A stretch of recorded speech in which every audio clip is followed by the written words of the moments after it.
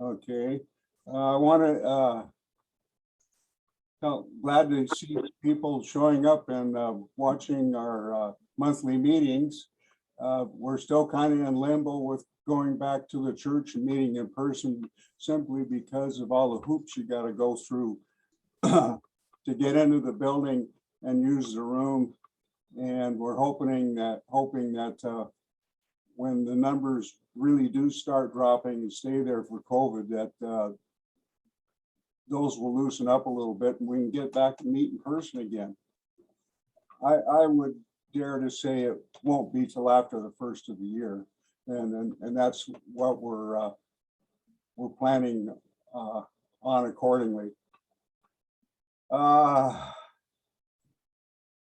Let's see, about the only thing I really wanted to comment about was that we're doing a Christmas bird count on January 2nd, and it's going to be done like it was last year, where you will be going out in, people will be going out in small groups together and social distancing, and then the actual counting will be done online on an online Zoom meeting afterwards in the evening.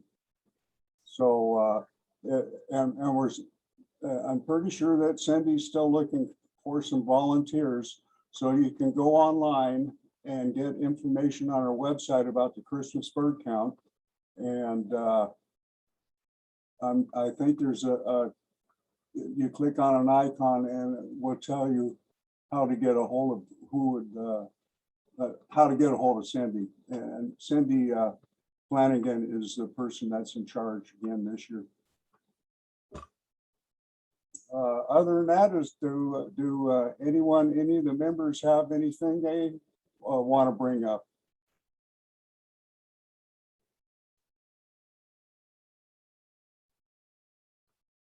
Doesn't sound like it.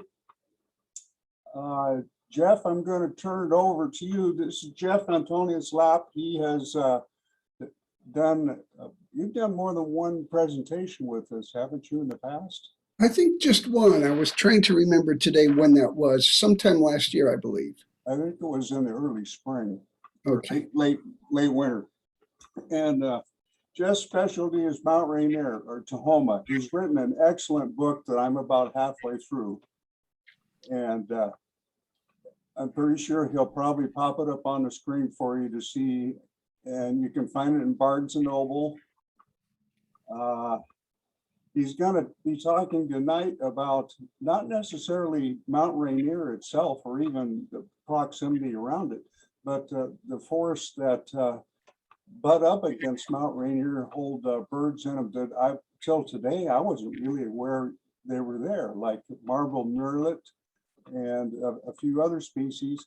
And he's going to be talking about some of those species tonight. So without further ado, I'll hand it over to Jeff, and it's all yours. Great. Thank you, George. Hello, everybody. Good evening. Great to be with you.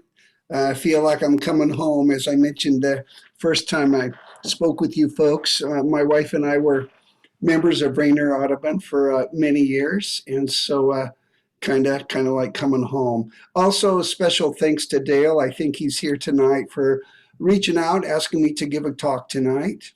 And again, it's great to be with you and to have the opportunity to do this. And I know it's certainly windy in Enumclaw tonight. And if we get knocked out, if we, lose our power or the mission otherwise tonight gets aborted, we'll just reschedule and do it another time. Okay.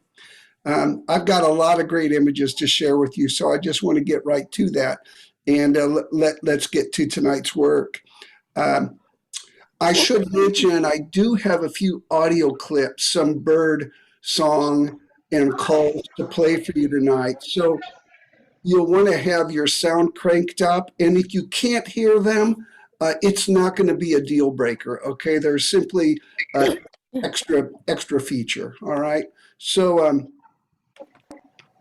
As George mentioned, most of what I'm going to talk with you tonight is actually in my natural history of Mount Rainier National Park, called Tahoma and its people. And I hear a little background noise. If we could get the other microphones muted, please, that would be really helpful. George, if you could take a look at that and mute anyone who needs to have their mic muted, that'd be great.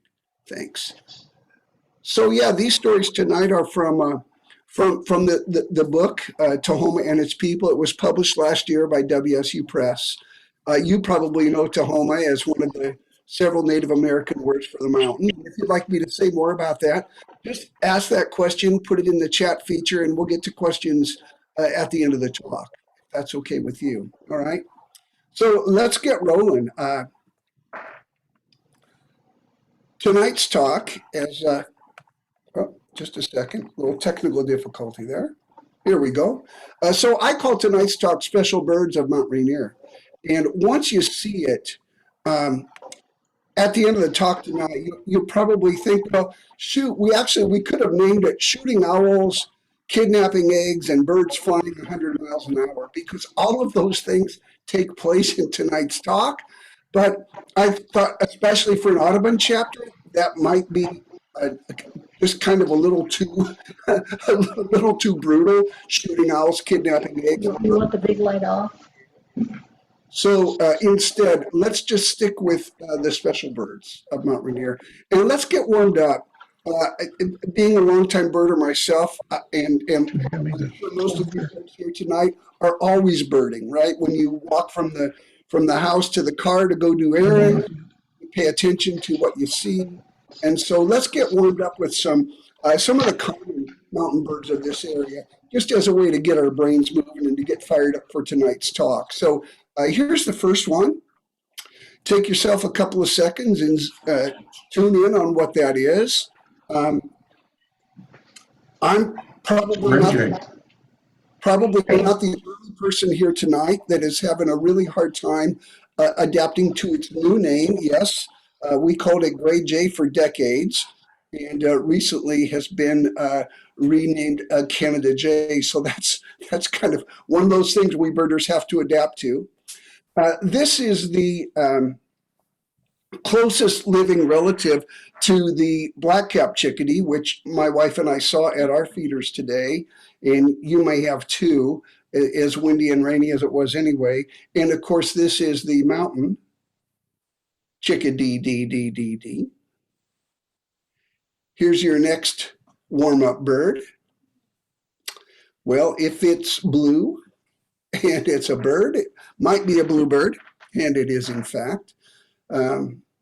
Mountain bluebird is actually one of the earliest and first returning migrants to Mount Rainier each spring. So when you see them in June-ish and July-ish, you know that they are among the first birds to return to the mountain.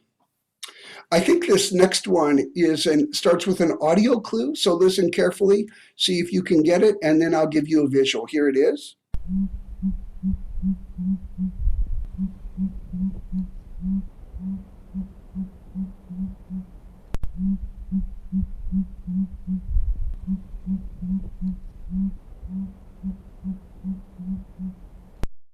Again, if you can't hear that real well, no big deal. Here's your visual. And speaking of name changes, here's another name change that we've had to adapt to. We called this blue grouse, again, for decades, right? And not too long ago, it was split to the interior species, the dusky, and this is more the coastal species, the sooty grouse. Beautiful photograph taken by a student intern of mine up at Mount Rainier a summer ago. And one more super common, one of my favorites, Mount Rainier birds. Is there a better dressed bird on the mountain? I mean, here it is basically wearing a tuxedo, right? And one of the corvids, and probably one of your favorites too, Clark's Nutcracker. And it's perched here in a white bark pine. And you may know some of the story, the mutualist relationship that has evolved between Clark's Nutcrackers and white bark pines. Really important. I could give an entire talk just about that relationship. whole books have been written. And white bark pine is a really important keystone species of the subalpine and alpine areas. And so really neat stories connected to that. And I'd be happy to talk more about this if you have questions.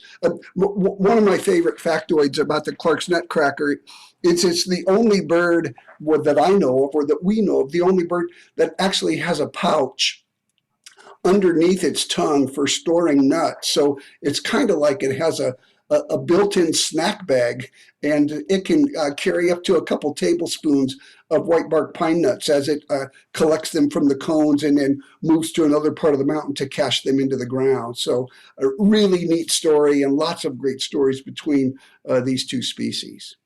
So besides these common birds, there's also several birds that people travel from far away to come to Mount Rainier to try to lay their eyes on. And I have had relatives visiting from the Midwest and friends visiting from the East Coast who have come to Mount Rainier specifically looking for these three species. And so let's take a quick look at those. One of them is this bird. And talk about a tough customer. There's evidence that shows that this bird has adapted to the harshest conditions in North America in terms of cold and difficult living conditions. There's no bird that's better adapted to those kind of environments than the gray-crowned Rosie finch. The next bird has made the news lately.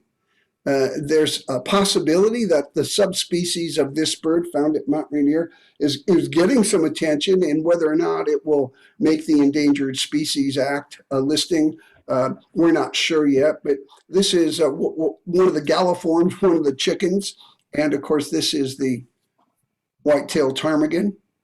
I had one of my birding mentors always loved to say that you don't find these birds, they find you. And it's really just a matter of being out and having a lucky day when your path gets crossed by a ptarmigan.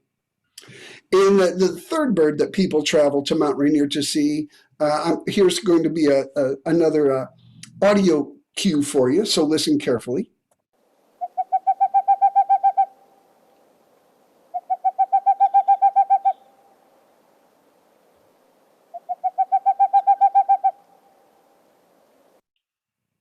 All right, let's take a look at that bird.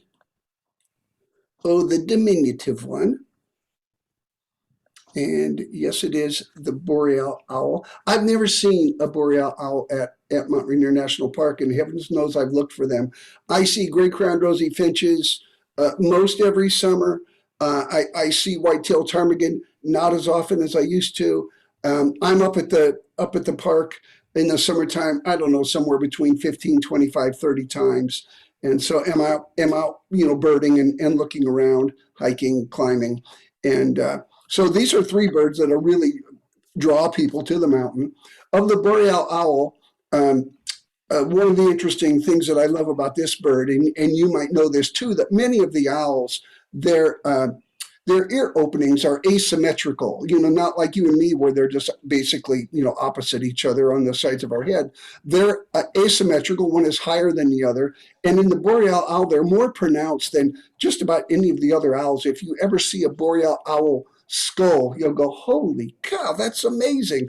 And there's a good reason for that. And again, if you'd like to know more, or maybe and you can share with us when we get to the Q&A, or just ask a question if you'd like me to talk a little bit more about that when we get to it. So that's our warm-up. Let's get into the three species of birds that we're going to hone in on. We're going to focus in on three birds that occur at Mount Rainier National Park and its environs, surrounding areas.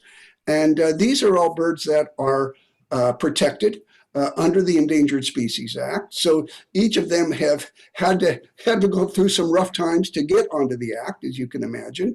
And so we're going to also take a look at each bird and kind of see what the trends are, what their numbers are like these days, and maybe what the outlook might be for each of these birds. So the first one we'll start with also begins with an audio cue. So listen to this.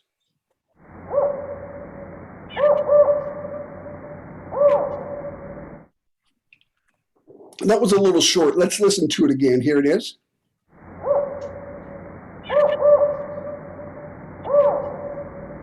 All right, and here's your visual. And so here's your multiple choice. Is it A, woodsy owl, B, northern spotted owl, C, great gray owl, or D, barred owl? Answer is, of course, northern spotted owl. And this is the only subspecies of spotted owl that occurs in our area here in the west, in the Pacific Northwest. And you and I know these as birds, as the birds of the mature and old growth forests, right? These are birds that nest primarily in those kind of forests. In these parts, their primary food source is northern flying squirrel. And there's a really interesting relationship between spotted owls, northern flying squirrels, what squirrels feed on themselves, and just that whole little micro ecosystem is really, really interesting. And you probably, if you've been around for a while and you've been around here for a while, you probably also know that because of the spotted owl's dependence on old growth forests, and because of the widespread wholesale logging of old growth forests in the 19th and 20th centuries, that the numbers of these birds really plummeted, and to such a point that they were designated as threatened in 1990, listed under the Endangered Species Act. A huge victory for biologists and environmentalists to get this bird listed. And even before then, since then and before then, surveys of spotted owls have been taking place of the population numbers all throughout the West. And what I'd like to do now is invite you to come along with me on like a virtual field survey where we're going to go into the woods at Mount Rainier and actually see if we can find some spotted owls and see what is the kind of work that researchers do with them. And then we'll take a look at the data. What do we know about the status of spotted owls these days? So here's what we hope to come upon. This is what we hope happens. This is an adult, a female northern spotted owl. I want you to notice, if you can see my laser pointer, notice the band or the bracelet that this bird is wearing here. So that indicates that she has had a prior contact with biologists. Once birds are captured and measured and weighed and other measurements are taken, researchers put a specific band on the bird so that they'll know if they should meet that bird again, that they've got it already in their database. The other thing of note here is that this does not look like a native mouse, does it? And in fact, it's not. This is a lab mouse that was raised in the field office at Longmire. And so these lab mice are what we're going to take with us. We'll put a handful in a plastic container with air holes in it. We don't want to kill the mice. We want them to be alive. We're going to grab our day packs with snacks and water bottles, rain gear. We're going to head out into the woods, actually, from Longmire this day. We're going to head out from Longmire basically into the Tatoosh Range, kind of up in the Eagle Peak, Wapaneo Peak area, right out of Longmire. And one of the researchers carries with them a digital playback device that's going to play calls of the northern spotted owl, like you heard me play a couple of minutes ago. We're going to play these calls. We're out in, say, July, all right, in the breeding season or after the young have been born and are about to fledge. Get out in the woods, and if we hear a call back after the calls are played from the playback device, we're listening to see if an adult calls back. And if they do, we're going to charge off in the direction of the call. Try to find the bird that's making that call. So we're going to be running off trail, over logs, jumping, running crazy, careful that you don't, break your ankle or fall or trip or fall in a hole. But we're going to try to get up face to face with the parent owl, the owl that's calling. And if that happens, then the idea is to put one of these mice out onto the ground or on a stump, get back out of the way. And what usually will happen is that the parent owl will come in, snag that mouse, bolt it down, eat it completely, one bite, just like that, go back and roost in a tree nearby. We can watch them. These birds are quite approachable, so, we can get fairly close to them. And then the idea is to put down a second mouse. And if things go according to plan, the adult bird will grab that mouse, kill it, but then fly off without swallowing it, fly off in the direction of its young birds with the intention of feeding that lab mouse to its offspring. And that, again, that's when we run like crazy after that bird, hoping that we can get face to face with the young birds so that maybe they can get banded, weighed, and measured. So on this particular day, you and me, it is our lucky day. We hit the jackpot. So you might see one spotted owl nestling pretty much right in the middle of the screen. And if you look directly below, you see one of the researchers. He's holding a pole device. There's kind of like a, I don't know, like a lasso or a stiff kind of a noosey thing that he is going to try to get around its sibling, this owl, and then bring the owl in. And I've watched them do this. I've never seen an owl get hurt. Again, these birds are pretty approachable. So he carefully nooses the owl, brings it down, and then we get them both on the ground. They're banded, they're weighed, a variety of measurements are taken. And then after, I don't know, it takes 10 or 15 minutes to do all this work with a couple of owls. And then the owls are set free. They're set free and they usually just go fly into a tree nearby, kind of, they're probably kind of thinking, what just happened, right? And we, make the rest of our notes and, have snacks, and that's a morning's work, and that's a good day's work. The researchers don't find owls every time that they go out on every survey. But what I'd like to do now is to share with you some of the data and what we know about over 20 years of monitoring spotted owl populations. This graph looks at 3 different populations, one out at Olympic National Park, the blue circles. We're going to focus in on the Rainier population, the yellow squares. And then there's another, the purple triangles, Clayton population, which we'll have a little bit more to say about those in a few minutes.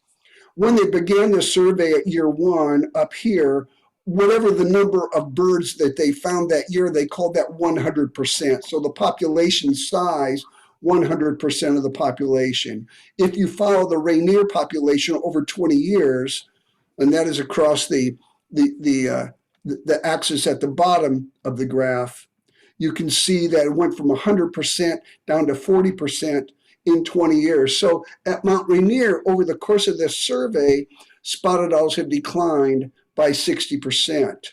Not quite as steep a decline as at Olympic, much steeper out at Clayton. And for the record, this is regionally the pattern that spotted owls are declining quite precipitously in almost all the areas where they're being surveyed here in the West. So naturally, the question is, well, what's going on? Why the decline? Well, one reason, of course, is loss of habitat that originally got them listed in the first place.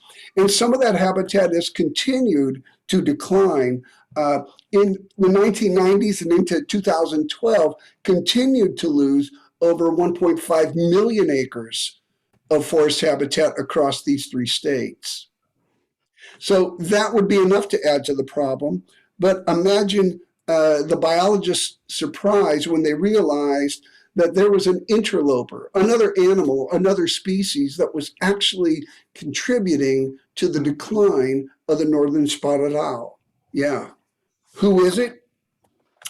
It's the barred owl. It's the barred owl. And this is a kind of a tough part of the story for a lot of folks, and for me included. The barred owl in this instance is kind of like a super predator.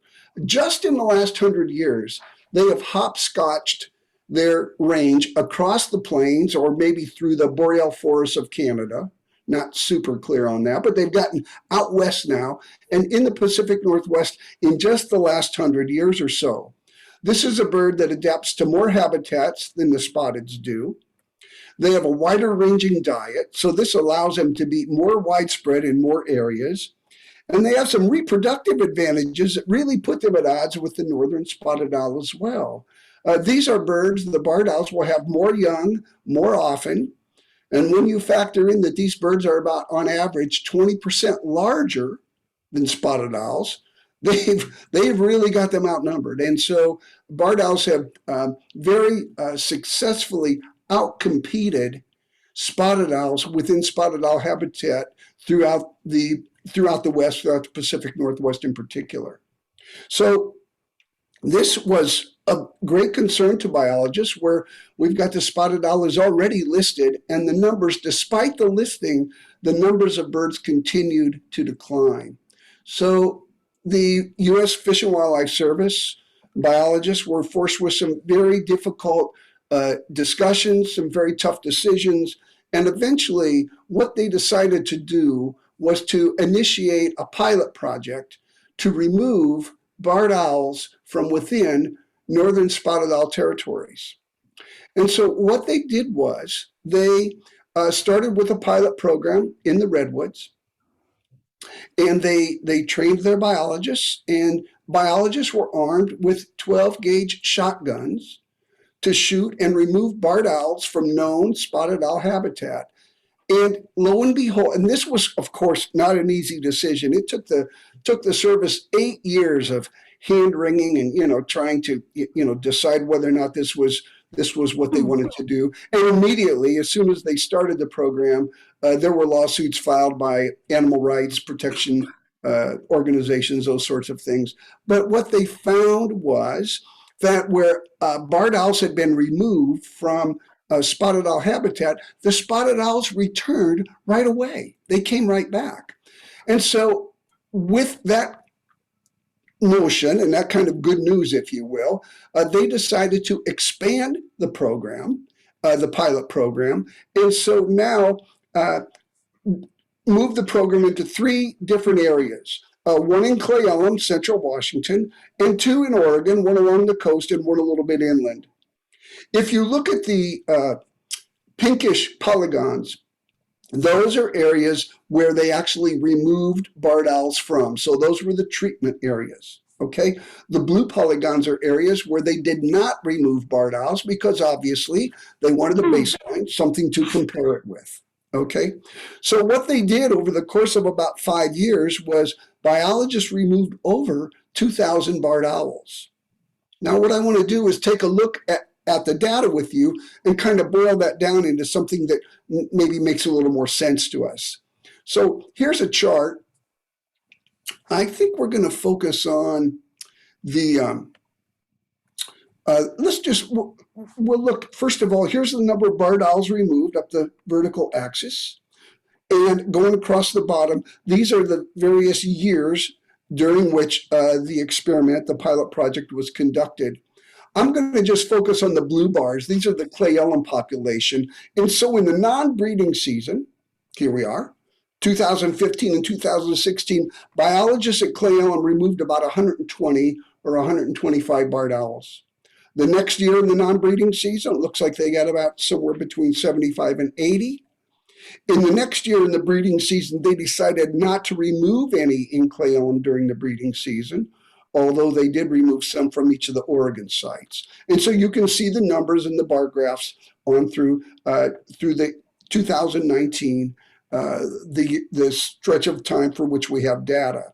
Now let's boil that down and see what we can make of that. So from those removals, here are the 2 things that we can take away. One is that in the control areas, that is where they did not remove barred owls, they found that spotted owls continued to decline and declined by 83% across these 3 study areas over the course of these 5 years. But in the treatment areas where they had removed barred owls, they found that spotted owls actually increased by 12%. So as difficult as a decision as it must have been to basically kill another bird, to remove barred owls, no way of getting around it, that the numbers of spotted owls were increasing. So what does that mean now, and what does that mean longer term? Well, the service has plans to continue the removals, continue the pilot project. They might go up to removing that many barred owls. I don't remember what percentage of the barred owl population that is, but it was smaller than a couple of percent. It did not seem like very much in terms of the full number of the population. But still, that's a lot of individual birds to remove for this project.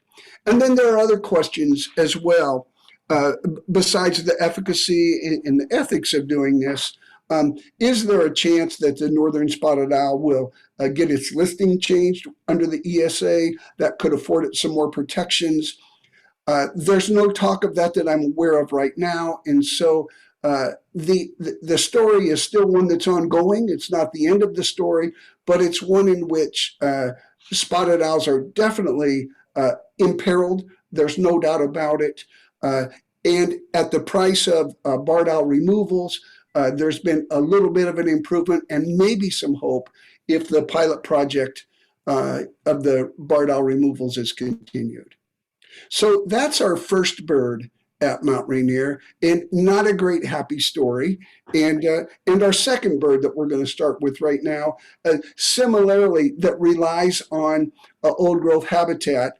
Loss of habitat has also really impaired the numbers of this bird. And so these two stories kind of run parallel. They're not great news, but there is good news with the third species that we're going to take a look at in just a little bit.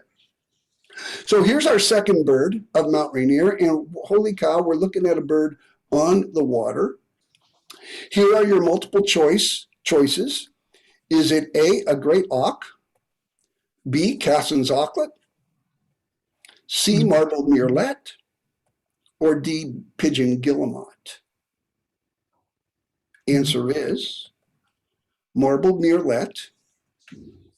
And I don't know about you, but usually when I see marbled murrelets, they're on the water at a distance like this, or they're flying away from me like this, or better yet, you've had this experience too. Just about the time you get your glasses up to your eyes, the bird dives and disappears under the water, right? So you might be wondering, Mount Rainier, bird, murrelet, is that a seabird? What? How? We'll get to that in just a moment. Here's a close-up of a marbled murrelet, and apparently something like, a bird in the hand is worth, two birds on the water. But this gives you a sense for this bird's size. They are about the size and shape of a papaya, if you will. Okay, that's about how they feel in the hand. They're lighter than a papaya, and given the choice of what I would want for breakfast, I would probably opt for the papaya. But to tell you the truth, murrelets fly a lot better than papayas. In fact, murrelets are amazing flyers. They regularly fly over 50 miles an hour. And they've been clocked at nearly 100 miles an hour. These birds are phenomenal, just fast, direct flyers. They are a member of the Alcidae family, so that puts them as cousins to the puffins, guillemots, common murres, those kind of birds. And they were the last nest found in North America.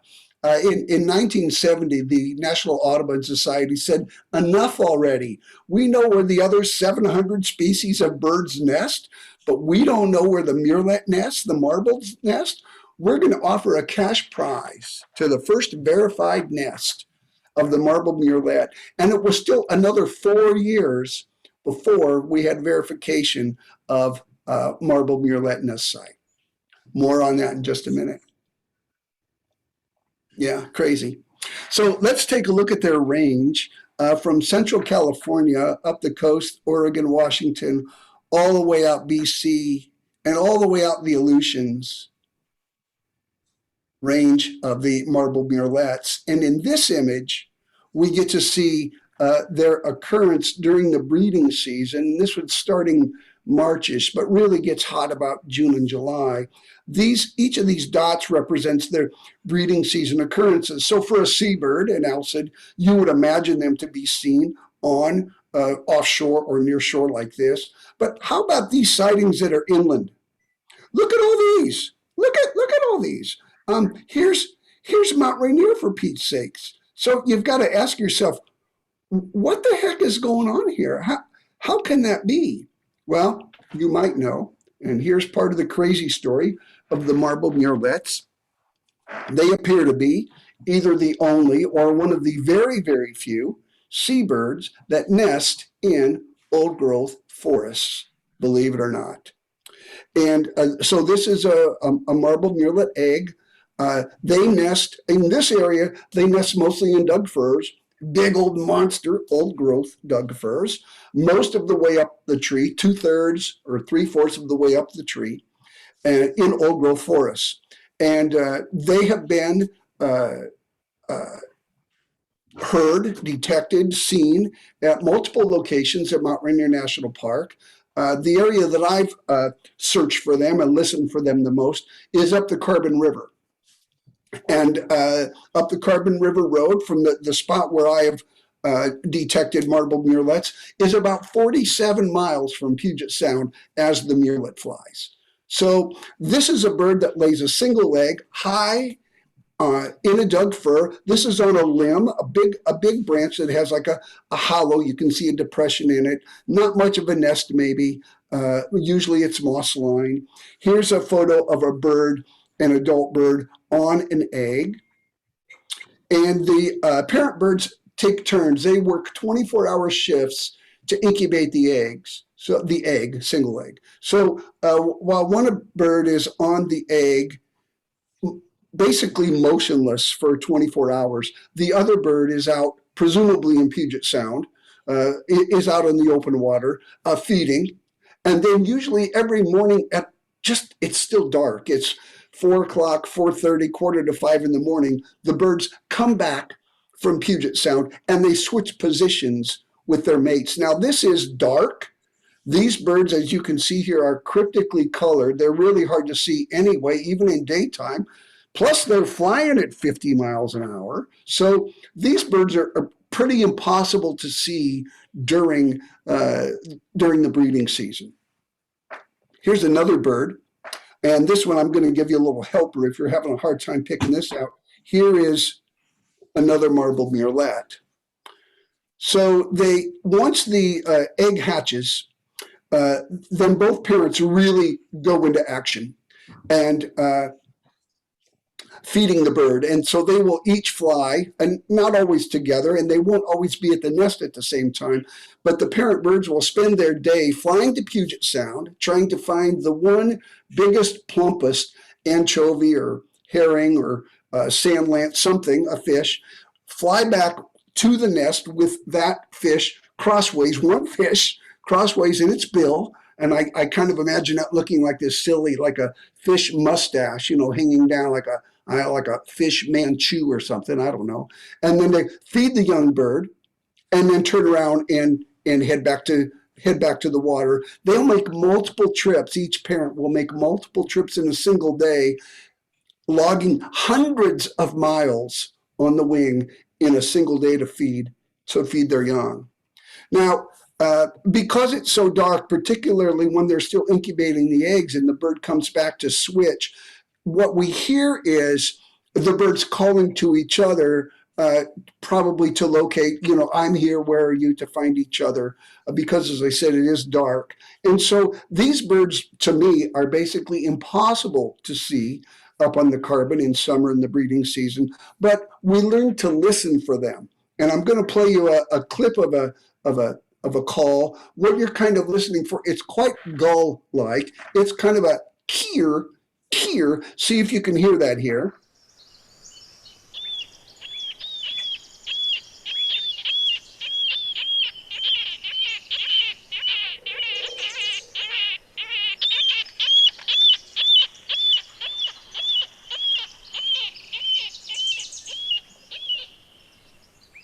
So that's what I listen for. Have to be careful not to confuse it with a common nighthawk, which I've also heard and seen up on the Carbon at that time of day.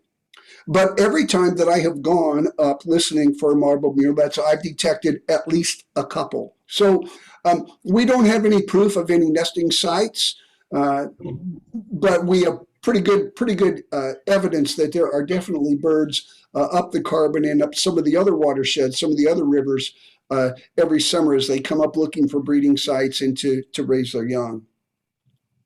The story of the young bird fledging is crazy. So if you'd like me to talk more about that, just ask that at the Q&A. Imagine a young bird, a single bird flying all by itself to Puget Sound with no practice flights. Okay, so we can talk more about that if you'd like to know.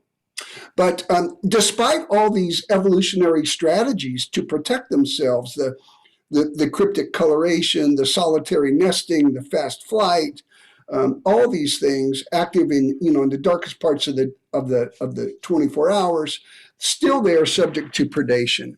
And it is the corvids primarily, jays, crows, ravens that predate on nestlings, on eggs, even on adult birds if they got the opportunity to do so.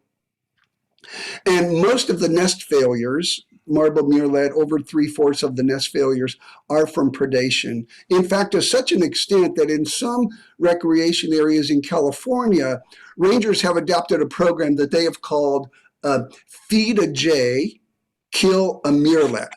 And what they're trying to do is to educate visitors to say that if you feed these corvids, that's going to habituate them to this area.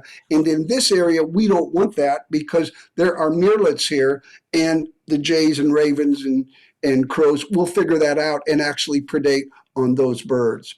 But the murrelet has bigger problems, just the same as I mentioned as the northern spotted owl, the problems with loss of habitat. Those have been much of the same problems for the marbled murrelet, particularly in Washington in the last few decades.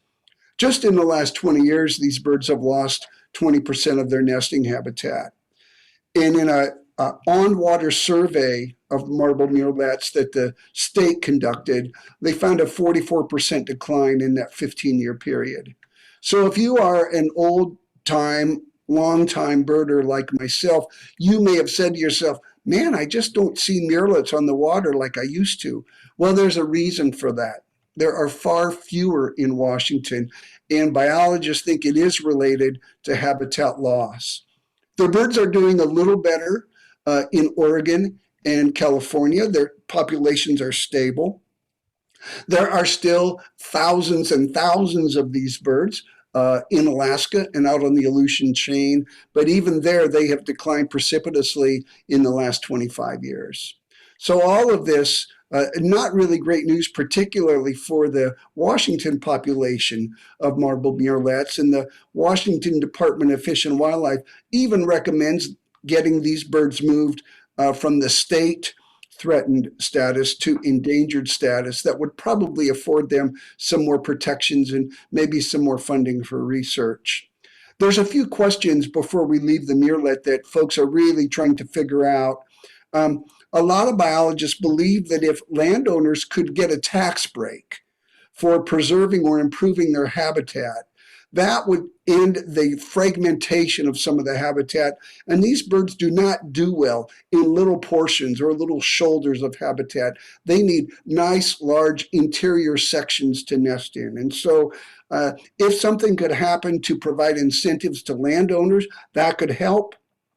There's a question as to whether or not murrelets will nest in second growth forests. Up north, they even are ground nesters in some areas. And so could these birds be induced eventually to nest in something other than an old growth forest? We don't know that yet. And another big looming question is the status of their forage fish. As ocean temperatures continue to decline, as ocean waters acidify, what effects is that going to have on the sand lance, the herring, the anchovies that these birds rely on? We don't know that. So this is another story like the spotted owl that is not in great shape at this time. I do know some of the people that are working on this bird's behalf, and these are people who are just hardworking, big-hearted folks that are really hoping that we can find a way to turn around the numbers for the murrelet populations. So let's move to our last bird of focus here at Mount Rainier. And well, maybe I was a wee bit dishonest because this is actually a bird, and George alluded to this when he introduced me. This is a bird that actually does not occur within the boundaries of Mount Rainier National Park, but in its watershed, primarily the Nisqually River watershed. And so here we are at Joint Base Lewis McChord on the prairies there, looking toward the mountain. All right. And the bird that we're going to focus in on now is, and here are your multiple choices. Is it A, angry bird, B, American pipit, C, western meadowlark, D, horned lark? And you're right, it is horned lark. This is one of the subspecies. This is a streaked horned lark, Eremophila alpestris strigata. And notice the bracelets the disc bird is sporting. So it has had prior contact with researchers, no doubt about it. So this is the bird of the prairies. So when I see horned larks at Mount Rainier, for example, or in eastern Washington, they are not this subspecies. They are one of the other almost 24 subspecies of horned larks. This is the streaked horned larks. The one at Mount Rainier is probably alpini, and I'm not sure what the ones are that I see in the wintertime in eastern Washington. I'd have to talk to an expert. Maybe somebody here knows. But these are the birds of the prairie, the native prairie that once, it stretched from Canada all the way to Oregon, all the way down into the Willamette Valley, more or less around the edge of I-5, if you want to think of kind of where it stretched. And what we have left of the native prairies is just less than 3%. We've lost it primarily to development. There's just a little bit of it that remains, and most of the best prairie oak ecosystem left in North America, believe it or not, is on Joint Base Lewis McChord. And there's actually a number of programs there that are doing the best they can to preserve the prairie that remains, to rehab what we can, and actually some fragments that are not in such great shape to see if there's a possible way to get those, nurse those back to some health. Well, when we've lost that much of a habitat, you can imagine that a habitat loss is going to manifest itself in the decline of biodiversity. And this is certainly true on the prairies. At least 46 species of plants have been placed on various watch lists, threatened or endangered lists at the state or federal level. About half of the bird species also have suffered either a population loss, a reduction in their range, and some species have even been extirpated altogether, that is, made locally extinct. So this is one biologist's interpretation.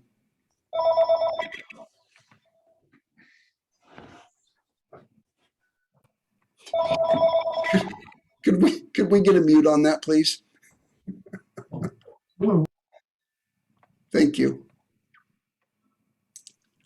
So this is one biologist's interpretation of what would have been the historic range of the streaked horned lark. So some populations that would have existed on Vancouver Island, uncertain about whether some existed here, if that's kind of Port Angeles-ish. I'm not sure if there would have been any inland. There also South Puget Sound, out on the coast along the Columbia River, down the Willamette Valley. So that would have been, a couple of hundred years ago, possibly the range of the streaked horned larks.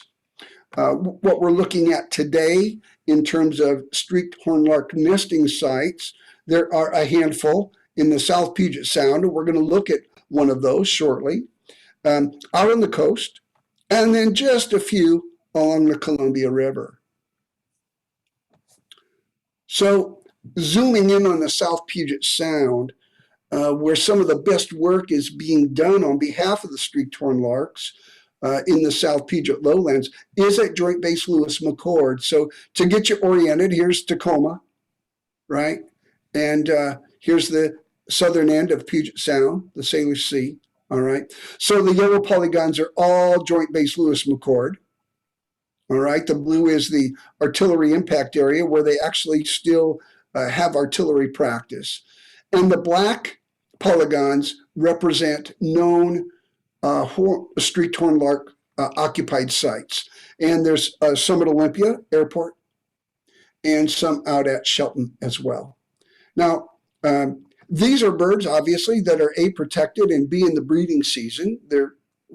So it's not like you and I can really go out hunting these birds down. They really don't want people out looking for them. And in fact, I think I could probably get into a little bit of trouble doing that. But here's the consolation prize. We again can take a virtual field trip to Joint Base Lewis McChord, take a look at some birds, and see what some of the work, what kind of results that's yielding. So here we go. So we're out on the prairie at Joint Base Lewis McChord, and I guess the first question is, do you see any horned larks? How about if you look a little closer? How about now? Here's a helper. Yeah. So these are birds that are ground nesters. And you might think, great, perfect, open prairie, not a lot of cover, ground nesters, that's going to make for predation. And it does. Western meadowlarks, northern harriers, garter snakes, coyotes, all of these and others predate on streak-torn larks. Yet you see these birds are quite cryptic. They're very well camouflaged. And they have some other strategies as well that help mitigate the effects of predation. But even still, predation is part of what happens. Why is this researcher look so frumpy? Why is Adam so unhappy? Well, let's take a close look at what he's holding. And this is a nest that has been predated upon. Here you see an egg that's been broken open. And that means that this nest will be abandoned by its parent birds. So it wasn't so much predation, but it was some other things that really alarmed biologists at Joint Base Lewis McChord. When they looked at their data, they saw that these birds had very low hatch rates. Not as many birds were hatching as in some more robust populations of streak-torn larks, say down in Oregon on the Willamette Valley, for example. They had low hatch rates, and they had low fledging rates. That is, that when the birds hatched, very few of these birds were getting recruited as adults into the population. So that sounded like a problem, and it sounded like a lack of genetic diversity, that the JBLM birds were inbreeding and causing these things to happen as a result of a lack of genetic diversity. So the biologists hatched a plan. Sorry about that pun. But the idea was something that they called the Genetic Rescue Project. And frankly, folks, this is just some fancy words for a kidnapping plot. That's what it is. It's an elaborate kidnapping plot. And here's the way it works. There's a really good, strong population of streak-torn larks on the airport grounds at Corvallis, Oregon. And these are birds that you could steal their nest 3 or 4 times during the season, and these birds will re-nest. So what the biologists cooked up was, hey, when the conditions are perfect, we'll drive down to Corvallis, kidnap a nest with eggs in it, bring it up to JBLM, put it in the prairie where we know we have a mated pair of birds that are not yet on a nest, and we'll see if we can get them to adopt this nest and incubate these eggs and raise these young as if they were their own. They thought, what the heck, it's worth a try. Crazy as it is, it's worked. It's working. So this is not a pan of lasagna, my friends, that is going to the company potluck. This is actually a plug-in incubator. And Jermaine has just returned from a trip down to Corvallis to the airport in the spring, got a nest in the incubator. It looks like this. I think the average clutch size is 3 to 5 eggs. So if everything is perfect, works just right, get the nest back, get it translocated into the prairies at what they think is the best location where, and they know a few things about location of nests so they can kind of duplicate the best conditions.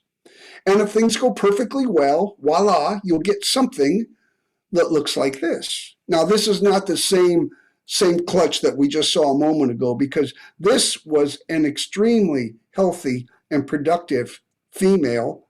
Let's see if we can find how many little beaks are in this clutch. Come with me. Here's 1, 2, 3, 4, 5, Six beaks, six birds in one clutch. That's a pretty prolifically productive female. That's some really good work. So before we leave here, and as we start to kind of wrap things up, I want to introduce you to Brian. He is the rock star of the Genetic Rescue Project, and not only does he lead the league in most bracelets, Brian was the first bird that was a translocated egg from Corvallis. His nest came up to JBLM. He hatched, he fledged, and for at least 3 seasons thereafter, he returned to JBLM. These birds are not resident year-round; they migrate. So they will leave in the fall, winter, come back in the spring. He came back at least 3 times and bred there. And so what does that do? His genes are from a different set, being from Oregon, right? So he has helped increase the genetic diversity in the population of streaked-horned larks at JBLM. Pretty cool. But wait, there's more good news. The folks there at JBLM have also started some other conservation measures. They've talked to folks on base about changing their mowing regimes so that when these birds are nesting, they get researchers out on foot on the ground to locate nests. Here's a young bird. Look at those pin feathers. Isn't that cool?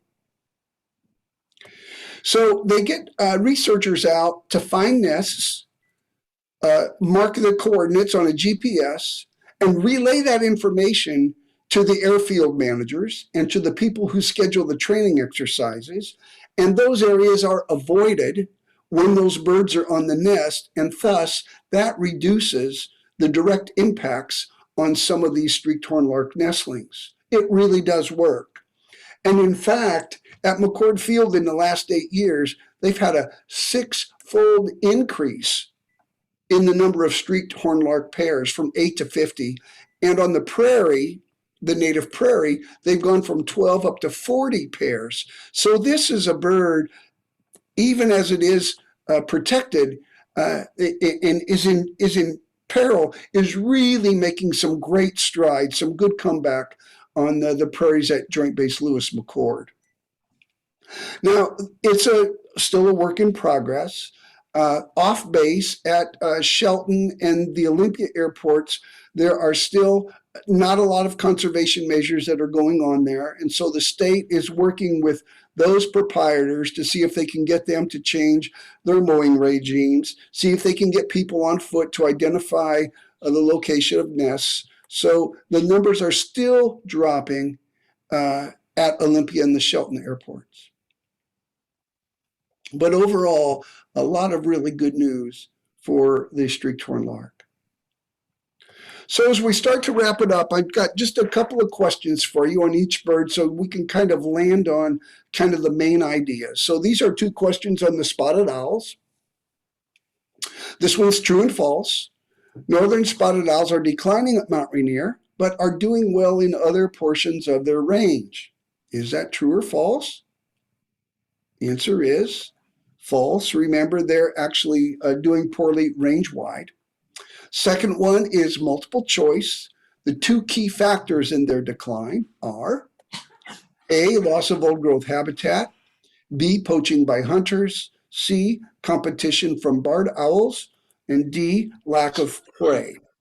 So we're looking for 2 key factors in their decline, and they are A, loss of old growth habitat, competition from barred owls. All right, a couple of questions on the marble murrelets. Number 3, they appear to be the only alcid that nests in old growth forests. Is that true or false? True. I think that's true. Somebody asked me about ancient murrelets in the Queen Charlotte Islands, and I have to do a little research. I'm not sure, but all the information that I've come across is that marbles appear to be the only alcid seabird that nests in old growth forests. And multiple choice, marble murrelet numbers may improve with 2 developments. Would it be A, breeding programs, train the birds to have larger clutches? B, landowners can be persuaded to preserve habitat. C, predator removal programs begin and succeed. Or D, murrelets can adapt to nesting in second growth forests. So think of the two things that we talked about that might give these birds a fighting chance. And that would be B, landowners to preserve habitat, and whether or not murrelets can adapt to nesting in second growth forests. And finally, a couple of questions for the horned larks. True or false, just one of many prairie birds species impacted by habitat loss. That is true. And finally, all of these factors contribute to the lark's recovery except one, and that is A, increasing the frequency of mowing, B, the Oregon Nest Translocation Project, C, nest finding and other conservation measures, D, communicating nest locations to airfield managers. All of these work to the lark's benefit except one, and that would be A, increasing the frequency of mowing.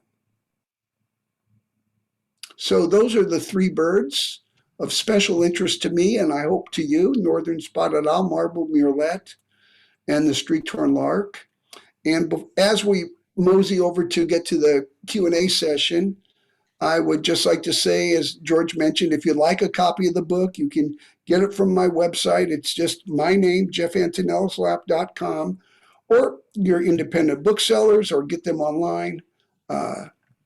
With that, I'll stop sharing my screen so we can make a little eye contact if you want, and happy to take your questions. Jeff, we do have a few questions. Great. As soon as I can get, well, the chat disappeared.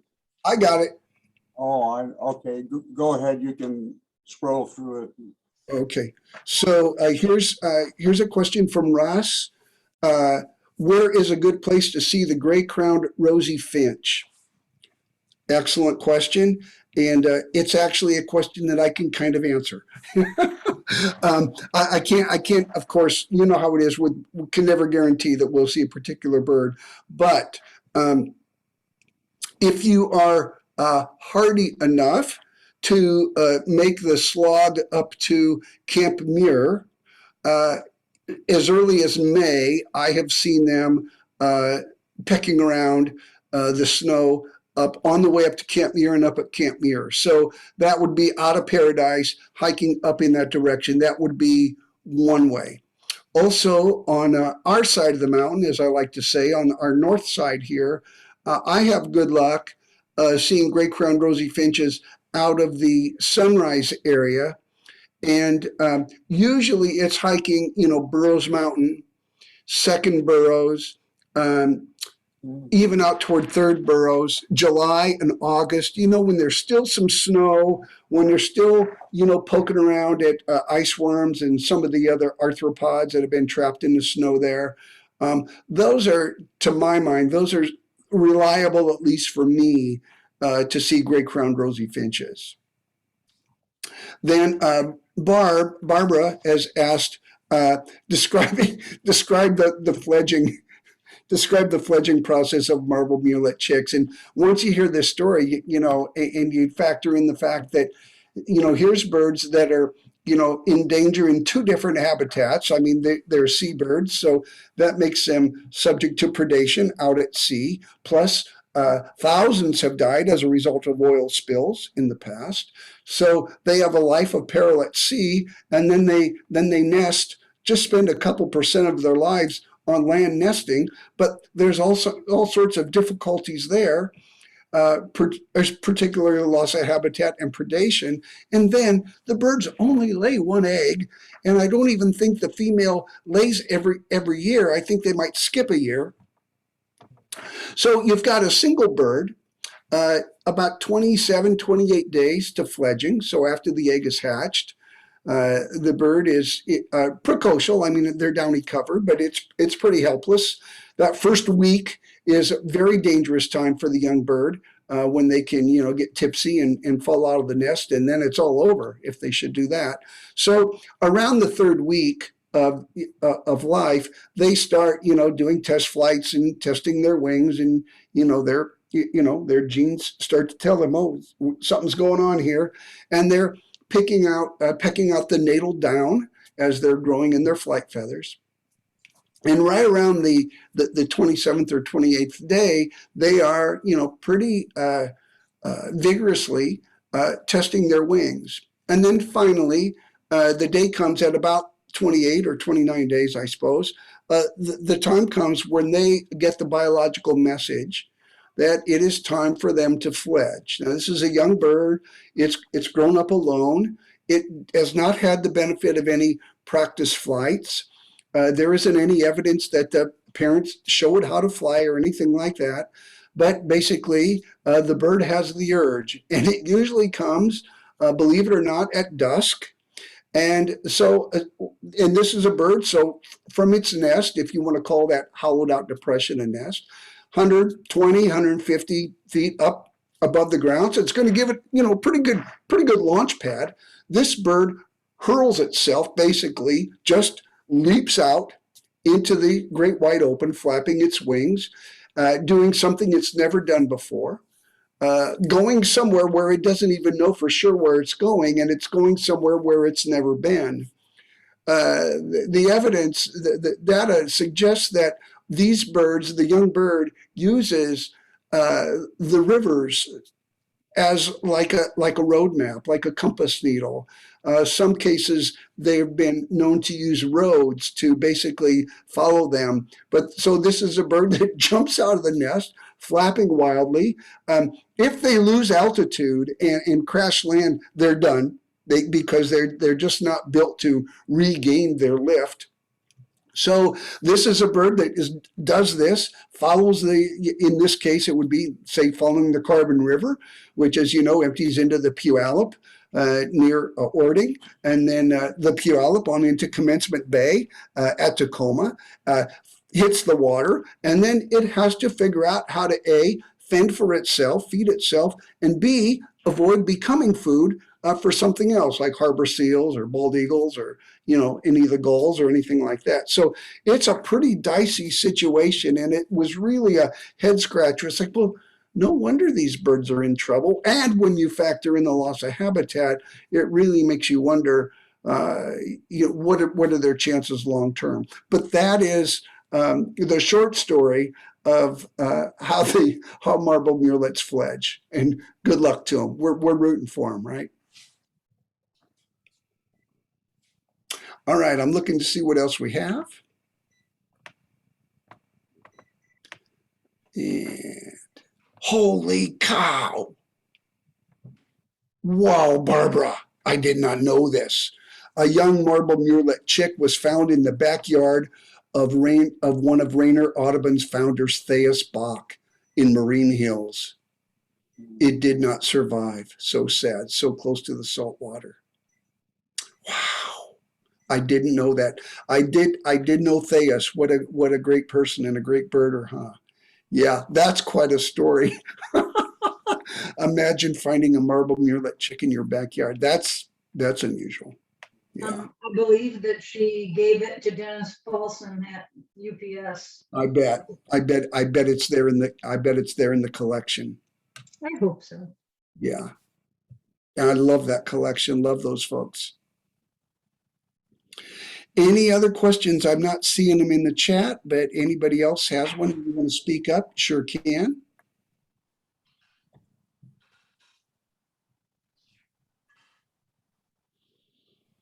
I want to thank you, Jeff. I've gone on and off to Mount Rainier for several years, and the places that you're talking about to find these birds, and I guess I just got to open my eyes a little bit wider. Well, maybe that'll do it, but don't forget, there's nothing like some good old-fashioned dumb luck. That's true. When you're out birding. Yeah. Well, we'd like to thank you again, Jeff. I'm hoping this gets to be a yearly thing because you're interesting in listings too, and you always have something new for me, at least. Great. Thank you. I've got one more question that just popped in, and I'm going to take that one. This is from Frederick. I'll get to that in a second. And I'm not sure what the other presentation that I gave for you folks last year. Does anybody remember? Was it Tahoma's Biggest Stories? Does anybody? It was the people of Tahoma, Yeah. the history of the Yeah. tribes that Talked about the archaeological excavations. right. Yes. And did I also talk about a little bit about climate change in that talk as well? Yes. Yeah. Okay. So that talk is called Tahoma's Biggest Stories, and this is special birds, and then the other talk that I give to groups that's different from all these, and I know that most of us here do not live in the Nisqually River watershed, but the Nisqually watershed is really just a fantastic model of conservation projects and preservation. And I have a talk that I call a virtual field trip in the Nisqually watershed. And if you'd like to learn more about that, I could send you an email. And that's a talk that a lot of Audubon groups also enjoy, just because there's stuff about birds in it, but there's just so much about conservation, people working together, collaborating for the good of the watershed. It's a really heartwarming story. So I'd be happy to come back, sometime next year and give that if you like. We've got Dale with us. So Dale, don't forget this. All right, back to Frederick's question about the best place for grouse. I see now, if we're talking grouse and not ptarmigan, I see sooty grouse every summer, at least a couple of times. Frederick, a good idea would be to go up. We had super good luck this summer. My wife and I were up at sunrise. We like to go up late in the day and take like a night hike, like around dusk, or we'll go up when it's going to be a full moon. People have already left the mountain. It's not as crowded. And we were up on a night hike in July, and son of a gun, we heard a sooty grouse hooting, like you heard tonight on the audio. And we looked, and my wife pointed it out. It was on the ground, not more than 20 feet off the trail, hooting. And it was so amazing. It was a wonderful thing to see. So we often see sooty grouse right up at sunrise. The trick is timing. If you're there in the middle of the day, a lot of people, loud, hot, people have already scared all the wildlife away, right? But if I get up there early, or if I get up there late in the day, I would say, and if you live, in this end of the county, I'm assuming you're Rainier Audubon, that you live down here somewhere. I would say going up to sunrise at those times of year and at those times of day, you might have a pretty good shot. I really would. I could never guarantee it, but we see grouse up there. Probably 4 or 5 times this past season I saw grouse. Yeah. All right. Anything else?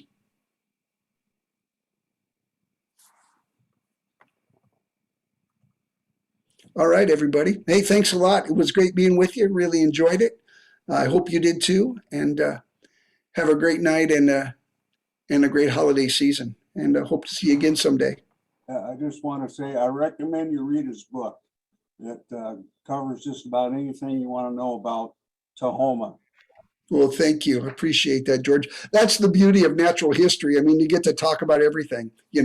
I'm not an expert on anything, but I know a little bit about a lot, and that's a beautiful thing about natural history.